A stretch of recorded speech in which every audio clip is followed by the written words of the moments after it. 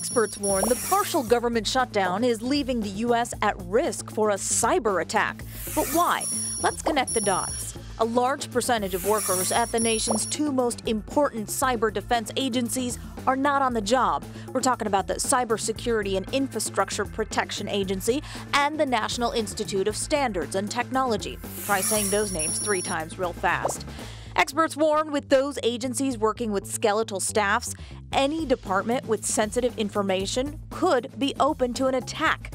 That includes the Department of Homeland Security, State Department, and the IRS. And while the shutdown continues, security upgrades on government computers have slowed or even stopped. So this shutdown could leave all of us with a hangover long after it's over. Connecting the dots, I'm Rekha Muddaraj for H-Town Rush. Thank you.